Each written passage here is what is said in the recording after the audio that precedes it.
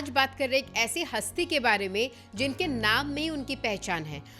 हम उनके बारे में क्या ही कहे, क्योंकि अगर हम इंडियन सिनेमा के बारे में कहते हैं तो वो उन चंद नामों में से है जिनका नाम एकदम शुरू में आता है। शुरू से शुरू करते हैं with his birth, with his childhood, और तब आपको पता चल ही जाएगा कि मैं आज कौन से हस्ती के बारे में बात करने जा रही हूँ।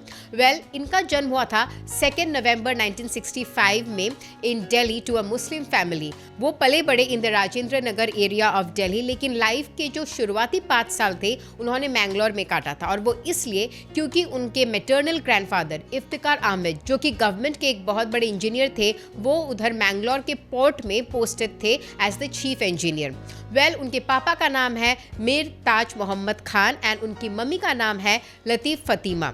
इनकी एक बड़ी बहन भी है जो उनसे 5 साल बड़ी है, उनका नाम है शहनाज लाला रुख। और मैं बात कर रही हूँ शाहरुख खान के बारे में। उनके पिता Mir Taj Mohammad Khan Indian independence movement के बड़े से एक्टिविस्ट थे, और वो फॉलो करते थे अब्दुल गफर खान की नॉन वायलेंस मूवमेंट को। और उनकी मम्मी लतीफ़ फ़ातिमा थी एक मैजिस्ट्रेट जो कि इफ्तिकार अहमद की बेटी थी, जिसके वजह से वो मैंगलोर में 5 साल रहे थे, जैसा कि मैंने ऑलरेडी बताया। उन दोनों की शादी हुई थी in the year 1959 and then 1960 में उनकी बड़ी बहन पैदा हुई एंड 1965 में we got our jewel Shahrukh Khan. उनके जो मैटरनल ग्रैंडफादर थे, ऐसा कहा जाता है कि वो पठान से थे, पठानी थे, अफगानिस्तान से थे, लेकिन उनकी पैटर्नल फैमिली अभी रहती है पेशावर में, और वो लोग कहते हैं कि वो अफगानिस्तान से नहीं थे। ये एक एक्चुअली मिथ है, and they were actually from Kashmir, जो कि हिंद को भाषा बोलते थे, और आज भी उनकी पूरी की पूरी पैटर्नल साइड पाकिस्तान में ही है। और उनकी मम्मी थी फ्रॉम हैदराबाद, इसी वजह से वो बोलते हैं कि वो हाफ हैदराबादी, हाफ पठानी और थोड़े थोड़े कश्मीरी भी हैं। उनके पापा पेशावर से आए थे दिल्ली यूनिवर्सिटी में पढ़ने in the year 1946। He came to study law, लेकिन 1947 में पार्टीशन हो गया और उसके बाद वो पेशावर कभी गए ही नहीं। He got married and he established himself in Delhi. उनके बहुत सारे बिजनेसेस थे, जिनमें से एक रेस्टोरेंट का भी बिजनेस था। अपर मिडिल क्लास फैमिली थी, रेंटल में रहती थी, और जैसा कि मैंने कहा कि राजेंद्र नगर के एरिया में वो पले बड़े। And he studied at saint Columbus school, जो कि था एट सेंट्रल दिल्ली, और वो बहुत ही अच्छे थे अपनी पढ़ाई में भी और स्पोर्ट्स में भी। स्पोर्ट्स में वो बहुत ज़बरदस्त हॉकी और फुटबॉल खेलते थे, जिसके वजह से उनको स्वॉर्ड ऑफ ऑनर भी मिला था from his school, and he wanted to pursue a career in sports. लेकिन फिर उनकी एक शोल्डर इंजरी हो गई शाहरुख खान की, जिसके वजह से वो स्पोर्ट्स छोड़ के थिएटर करने लगे। वो स्टेज परफॉर्मेंसेस करने लगे, जहाँ पे वो दिलीप कुमार साहब और अमिताभ बच्चन की मिमिक्री करते थे। उसके वजह से लोग उनको पहचानने लगे, जानने लगे, और उनकी बड़ी वाहवाही भी होती थी। उनकी एक ओल्ड क्लासमेट और उनकी एक्टिंग पार्टनर उस टाइम में हुआ करती थी अमृता सिंह, जो कि एक बहुत ही इंटरेस्टिंग फैक्ट है। After 10+2 he got enrolled in Hansraj college to pursue a degree in economics, और वो उन्होंने खत्म कर लिया। उसके बाद he got enrolled in Hansraj college for a degree in economics, लेकिन कॉलेज से ज्यादा वो थिएटर करते हुए नजर आते थे। एक थिएटर ग्रुप होता था उस टाइम का called the theatre action group, जिसके मेंटोर थे बैरी जॉन, और वो उधर एक्टिंग सीखते थे। और उसी टाइम पे मनोज बाजपेयी भी उधर थे, और शाहरुख खान के पास एक ओमनी गाड़ी हुआ करती थी, और वो लोग एक साथ परफॉर्म कभी नहीं किए, लेकिन काफी एक साथ घूमते थे उस टाइम पे। And none of them were big stars they are today. ये तो एक फन फैक्ट था। उसके बाद उन्होंने अपने आप को मास्टर्स डिग्री के लिए भी एनरोल कर लिया था इन Jamia Millia Islamia for a mass communication degree, लेकिन उनके एक्टिंग के ऑफर्स आने लगे, और इसी वजह से उन्होंने वो कोर्स छोड़ दिया। तो चलिए अब शुरू करते हैं उनके सीरियल की जर्नी से, जो कि उन्होंने शुरू किया था इन द ईयर 1988, और उसके बाद 1991 से वो फिल्में करने लगे। सो फटाफट बात कर लेते हैं उनकी सीरियल के जर्नी के बारे में। 1998 से 1991 तक उन्होंने कुल मिला के 6 सीरियल्स के, जहां कहीं पे उनके मेजर रोल्स होते थे तो कहीं पे माइनर रोल्स होते थे। उन्होंने शुरू किया with Dil Dariya, then he went on to do Fauji, Circus, Idiot, Umeed, और कुछ एपिसोड्स उन्होंने वागले की दुनिया की भी की। 1991 में एक ऐसा टाइम आया जब उनको लगा कि अभी सीरियल से शिफ्ट होके उनको फिल्मों में फोकस करना चाहिए, लेकिन उसके आड़ में भी एक कहानी है। 1981 में उनके पिता गुजर चुके थे फाइटिंग कैंसर, एंड 1991 में उनकी माँ भी गुजर गई फाइटिंग सम कॉम्प्लिकेशंस रिलेटेड टू डायबिटीज। और उनकी जो सिस्टर है शहनाज लाला रुख, वो बहुत ही डिप्रेसिव स्टेट में चली गई after the demise of both her parents, और आज तक वो शाहरुख के साथ ही मन्नत में रहती रहती है and she never got married. Well 1991 में क्योंकि उनकी माँ भी चल बसी थी तो उनको लगा कि उनको दिल्ली से मुंबई शिफ्ट होना चाहिए just to shift his attention. और उसी साल 1991 के अक्टूबर में उनकी शादी हो गई विद गौरी चिब्बर, जो आज गौरी खान के नाम से मशहूर है, दी गौरी खान एक्चुअली। वेल वो एक पंजाबी हिंदू लड़की थी और उनकी फैमिली इस रिश्ते से बिल्कुल नाखुश थी and they never wanted her to get married to Shahrukh Khan. और उस टाइम पे वो कोई बहुत बड़े स्टार भी नहीं थे, ऊपर से रिलीजियस डिफरेंसेस थे, अलग अलग रिलीजन से बिलोंग करते थे, लेकिन somehow they fought it off and they finally got married in a Hindu ceremony। लेकिन उनका अफेयर ऑलमोस्ट 6 सालों का था। Well, after that, Shahrukh Khan along with his wife Gauri and sister Shehnaaz shifted to Bombay और उन्होंने 4 फिल्म साइन किए। लेकिन पर्सनल फ्रंट में वो लोग माता पिता बने ओनली इन द ईयर 1997 जब गौरी ने आर्यन खान को जन्म दिया। एंड देन 2000 में सुहाना खान का जन्म हुआ और 2013 में वो वापस माता पिता बने through surrogacy and they gave birth to Abram Khan. Well अब बात करते हैं उनके फिल्मों के जर्नी के बारे में, तो चलिए शुरू करते हैं। वेल 1991 में उन्होंने पहली जो फिल्म साइन की थी वो थी दिल आशना है, लेकिन पहली मूवी रिलीज ये नहीं हुई। पहली मूवी रिलीज हुई दीवाना, और दीवाना मूवी के लिए उनको बेस्ट मेल डेब्यू मिला from film fair for the first time ever. और फिर उसके बाद वो दिखे इन द मूवीज चमत्कार एंड राजू बन गया जेंटलमैन, और ये उनकी पहली मूवी थी विद जूही चावला, जिसके बाद उन्होंने कई सारे मूवीज एक साथ किए, बहुत सारे मूवीज सुपरहिट भी दिए हमें। फिर 1993 में एक ऐसा दौर आया जब उन्होंने हमको एक एंटी हीरो का हीरो वाला इमेज दे दिया with films like Baazigar and डर। वेल बाजीगर उनकी पहली मूवी थी विद काजोल, और इसके बाद तो इस पेयर ने हमको कई सारे रिमार्केबल मूवीज दिए हैं, ये तो हम सबको पता ही है। और बाजीगर के लिए for the first time he got the Filmfare best male actor award. और डर मूवी के लिए he was actually nominated as the best villain in Filmfare, लेकिन he lost to Paresh Rawal sir for the movie sir. Well ये तो जो career choices उन्होंने लिए उस टाइम पे वो कोई नहीं लेता था, because he was getting like the main Leeds, और उधर ऐसे एंटी हीरो विलनस रोल्स करना, even though he was the leading hero. बहुत सारे उस टाइम के ए लिस्ट एक्टर्स को अप्रोच किया गया था, से फॉर एग्जाम्पल जैसे डर मूवी के लिए सलमान खान को भी अप्रोच किया गया था, लेकिन किसी ने हिम्मत नहीं की क्योंकि उस टाइम पे ये ट्रेंड चलता ही नहीं था। अगर कोई हीरो है तो उसका रोल पॉजिटिव ही होना चाहिए, लेकिन क्योंकि शाहरुख खान नए थे, उनका कोई गॉडफादर नहीं था इस इंडस्ट्री में, सो उनको जो भी मिला चाहे किसी का झूठा ही क्यों ना हो उन्होंने उठा लिया, and the rest we know is history.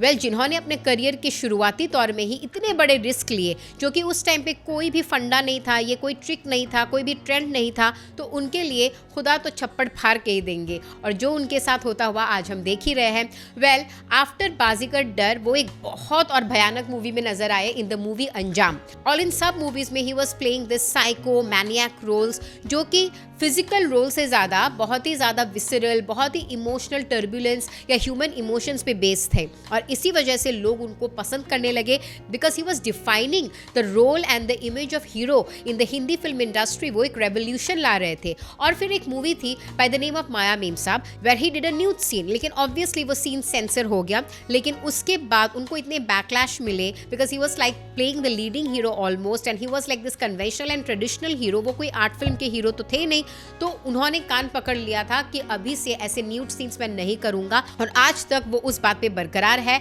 Anyway well उनको एक इंटरव्यू में पूछा गया था कि आपका कौन सा रोल सबसे ज्यादा फेवरेट है, जिसको करके आपने बहुत एंजॉय किया, and may be the character who is closer to Shahrukh Khan, तो उन्होंने नाम लिया था कभी हाँ कभी ना का। वेल ये बहुत ही स्वीट सी मूवी है, और ये सब मूवीज उन्होंने 92 से 94 के दौरान किया, लेकिन 95 से उनका जो एक रोमांटिक हीरो वाला इमेज हमको देखने को मिला, उसने सबको चौंका के रख दिया, बिकॉज वो विलेनस और वो मतलब चर्पी यंग लैड वाले जो रोल्स वो कर रहे थे तब तक, उस इमेज को ब्रेक करके एकदम से नया कुछ लाना सबके लिए बहुत ही ज़्यादा धमाकेदार था, specially with his film called Dilwale Dulhania Le Jayenge. Oh my God what a film! और ये फिल्म उनकी फर्स्ट मूवी थी with Yash Raj banner, specially with Yash Chopra, और उसके बाद तो वो जैसे उनके एकदम फेवरेट ही बन गए। Yash Chopra in fact treated him like a sun.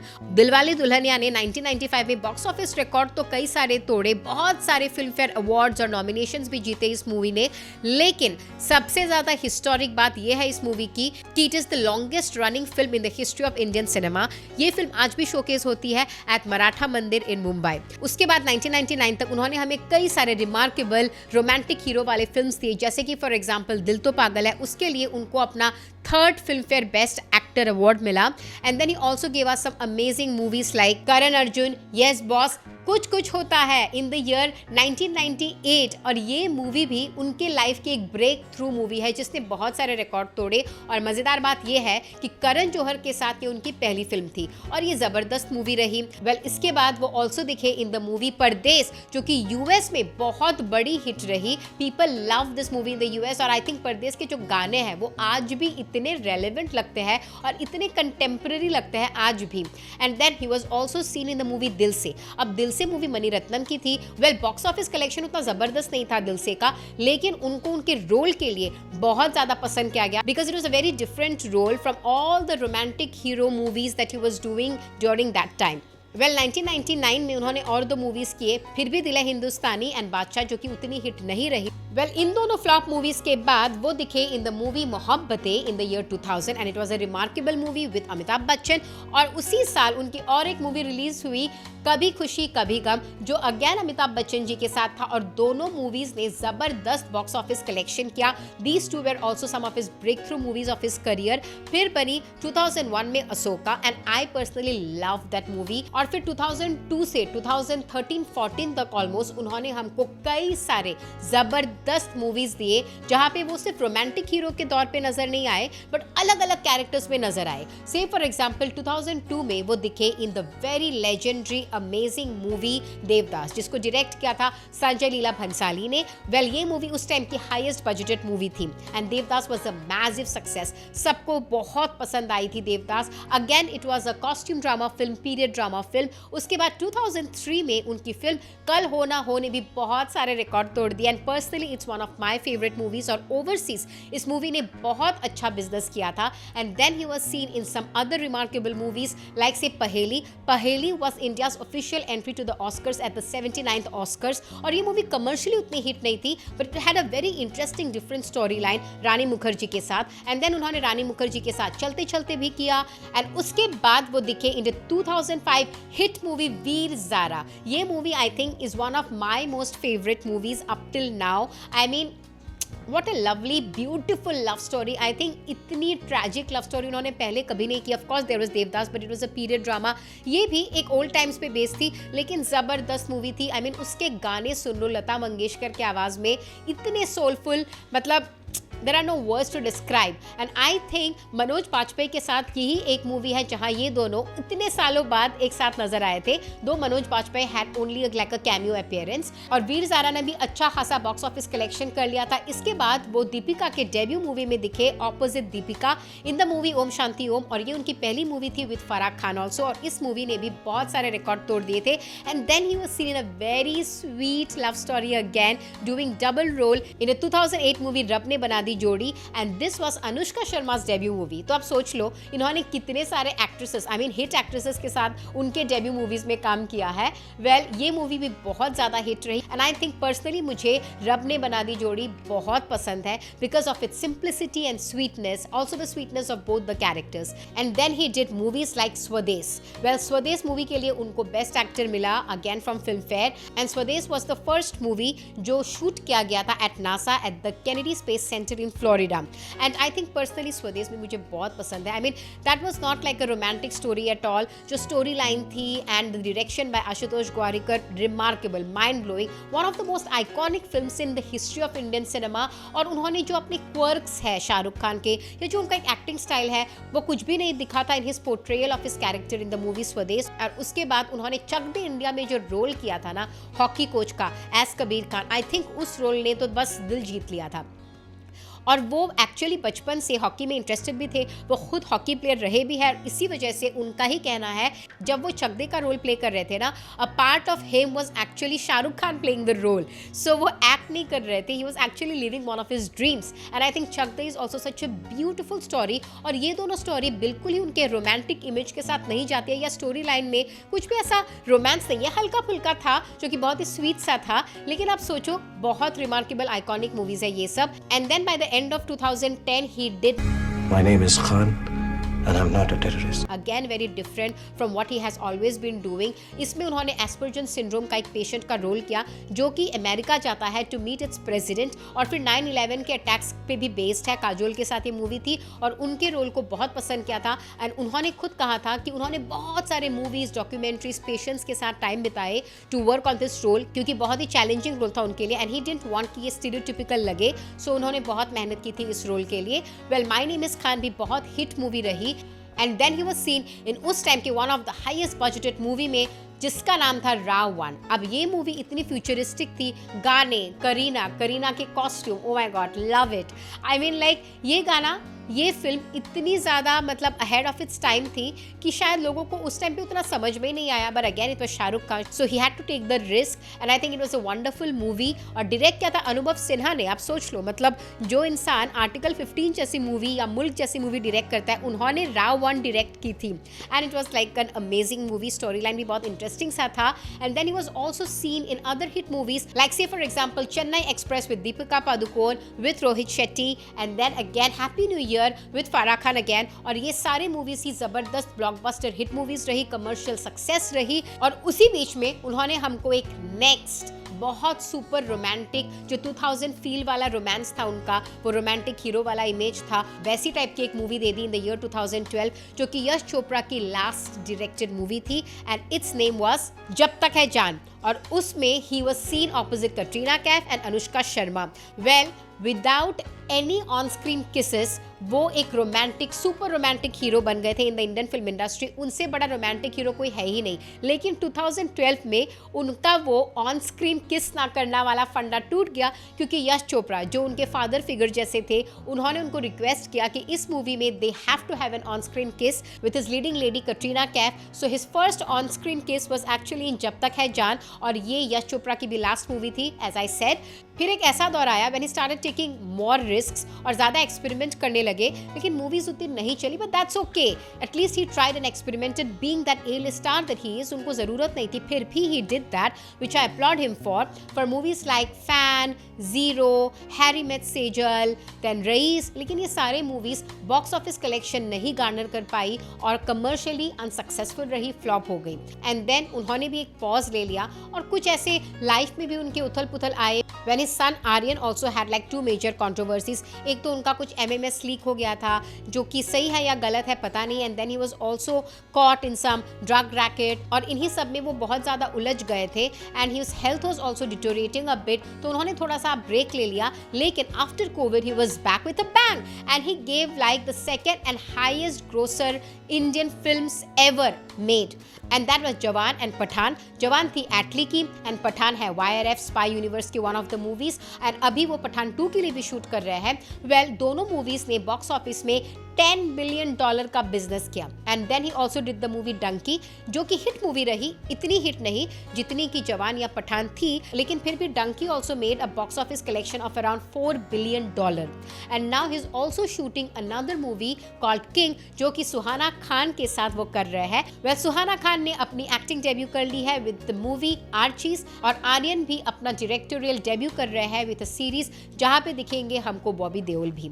Well, ये थे उनके फिल्मों की जर्नी के बारे में। अब बात करते हैं उनके कुछ अवार्ड्स और रिकॉग्निशंस के बारे में। उनको 14 फिल्म फेयर अवार्ड्स मिले हैं और 30 में वो नॉमिनेटेड हुए थे, जिनमें से उनको film fair best male actor का अवार्ड मिला है 8 मूवीज के लिए। उनके नाम है बाजीगर, दिल तो पागल है, दिलवाले दुल्हनिया ले जाएंगे, कुछ Kuch Hota Hai, Swades, Chak De India, My name is Khan and Devdas. And फिर उनको कई सारे ऑनररी अवार्ड्स भी मिले हैं। उनको आज तक वैसे नेशनल अवार्ड नहीं मिला है फॉर एक्टिंग, लेकिन उनको पद्मश्री मिला है इन द ईयर 2005। फिर 2007 में गवर्नमेंट ऑफ फ्रांस की तरफ से उनको order of arts and letters मिला, और फिर 2012 में उन्हीं की तरफ से लीजन ऑफ ऑनर भी मिला, और उनको 5 ऑनररी डॉक्टरेट डिग्रीज मिले हैं from University of Bedfordshire, University of Edinburgh, Maulana Azad National Urdu University, University of Law and La Trobe university.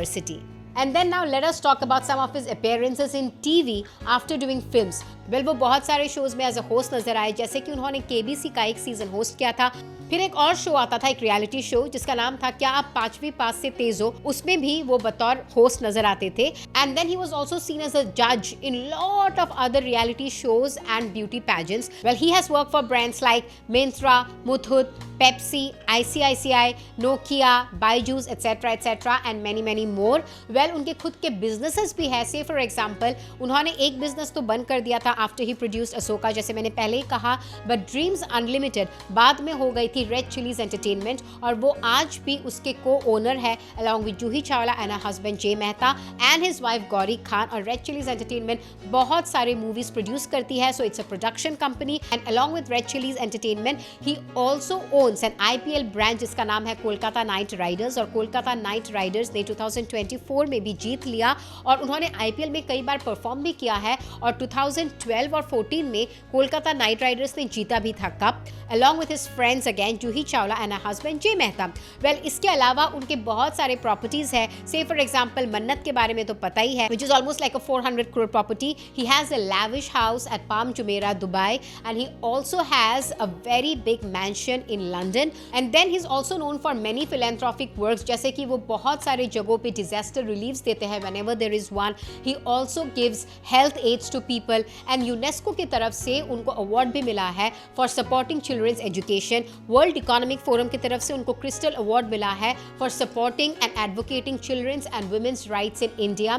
Well, उनका नाम बहुत सारे portals और organizations के influential people list में आता ही आता है। इनफैक्ट टाइम का जो 2023 का लिस्ट था 100 most influential people of the world, उसमें उनका नाम नंबर 1 पोजीशन में था। So you could imagine like the kind of influence he has on people. उनके बहुत सारे फैन फॉलोइंग है वर्ल्ड ओवर, और ऐसा नहीं है कि उनकी फैन फॉलोइंग सिर्फ इंडिया में ही है या इंडियंस तक ही है या NRIs तक ही है, मतलब he is known by so many people in fact। और एक ऑनलाइन पोल के हिसाब से तो टॉम क्रूज से ज़्यादा फेमस है शाहरुख खान, क्योंकि उनके नाम के बारे में या उनके बारे में ज़्यादा लोगों को पता है, specially in the non English speaking countries. In fact Indonesia में तो जैसे ही आप बोलोगे कि आप इंडिया से हो, वो लोग बोलते हैं ओह शाहरुख खान, दिल तो पागल है, कुछ होता है। So you can imagine the kind of fan following he has even with non Indians. अगर उनके मोस्ट रिसेंट अपीयरेंस के बारे में बात करें, he was last scene in the public I in the pre birthday bash, जो कि उनके सन आर्यन खान ने उनके लिए दिया था इन अ दुबई पब, और वो काफ़ी शीक लुक में नजर आ रहे थे with jacket and a cap and all. I mean जो उनका ट्रेडमार्क स्टाइल भी है, he looks quite spotty otherwise. I mean उनका एयरपोर्ट लुक्स मुझे काफ़ी पसंद आते हैं, very comfy, relax, chic and trendy. मतलब वो लगते ही नहीं है कि वो इस एज के हैं। And he will be celebrating like his 59th birthday this year on 2nd of November। और हमारी पूरी टीम की तरफ से हम उनको ऑलरेडी बर्थडे विशेस दे रहे हैं from the whole of Bazooka team. Well, वैसे तो शाहरुख खान का नाम कभी भी किसी अफेयर में नहीं आया, but still he was connected with 2 leading ladies of his. एक है प्रियंका चोपड़ा, क्योंकि एक इंटरव्यू में उन्होंने कहा था कि वो जो जैकेट पहन रही थी उस दिन वो उनके एक्स बॉयफ्रेंड का है, और जैसे ही उन्होंने वो स्टेटमेंट दिया तो लोग सर्च करने लग गए कि किसका हो सकता है, and they found Shahrukh wearing a similar jacket. अब इसके बारे में कोई सॉलिड कनेक्शन तो है नहीं, it might be a conjecture, और पता नहीं क्या, इट माइट बी रूमर या फिर रियलिटी भी हो सकती है, but whatever it is, but they were never seen doing a movie after Don and Don 2, जो कि बहुत ही हिट मूवीज रही उनकी, बट उसके बाद वो कभी साथ दिखे नहीं। एनीवे, जूही चावला के साथ भी उनका नाम काफ़ी आता था, लेकिन उन्होंने ये तो साबित कर ही दिया है कि they are just good friends, क्योंकि इतने सारे बिजनेस वेंचर्स भी उनके एक साथ है। Obviously you not do that with any of your exes. Anyway, video को खत्म करते हैं उनके कुछ वेरी पॉपुलर कोट्स के साथ, जो मुझे पर्सनली बहुत ज़्यादा पसंद है। एक तो ये है कि if you want to be rich, make sure you hustle, और सब कुछ भूल जाओ, खाना पीना, आराम करना, रेस्ट करना। मतलब आपको अगर सुकून की ज़िंदगी चाहिए तो अलग बात है, लेकिन अगर आपको लाइफ में कुछ बनना है तो आपको हसल करना होगा और सब कुछ भूलना होगा। एंड ही क्लेम्स कि वो बहुत ज़्यादा हार्ड वर्किंग है, और वो खुद यही क्लेम करते हैं कि इनफैक्ट इंडस्ट्री में शायद उनसे ज़्यादा हार्ड वर्किंग और कोई नहीं है। आप सोच लो कि वो इंसान अपने आप की भी कितनी रिस्पेक्ट करता है, along with being so chivalrous and respecting his female co-actors and all his females in his life so much। In fact कुछ सालों पहले उन्होंने ये ट्रेंड भी स्टार्ट कर दिया था कि उनका जो फिल्मों में क्रेडिट आएगा वो उनके फीमेल लीड एक्टर्स के बाद आएगा, which is a great thing and a very chivalrous act I must say. और सेकेंड कोड उनका जो मुझे बहुत कनेक्ट करता है वो ये है कि बहुत लोग ऐसा बोलते हैं कि money doesn't matter, but bro make sure कि before saying that you have enough money, which I think is so true, before getting swayed away in philosophy, make sure you are that filthy rich and then give this kind of statements. Anyway, ये थी about this great extravagant lavish life of Shah Rukh Khan, who is the most self-made actor, one of the best humans, one of the best fathers as claimed by his children's friend, especially Ananya Pandey ने ये statement recently ही दिया था. And then he's the best in everything, like and he's also like the richest actor in India. He pays the highest tax in India. So आप सोच सकते हो इतनी grand life उन्होंने बना दी from that छोटू सा colony of Rajendra Nagar. What an iconic life it is. What a great persona and what a great inspiration he is to all of us. ये थी द शाहरुख खान के बारे में. Now we'll meet you again in another video with another iconic celebrity and their biopic. Till then, stay tuned to Bazooka Reviews. This is me, Ishita, signing off.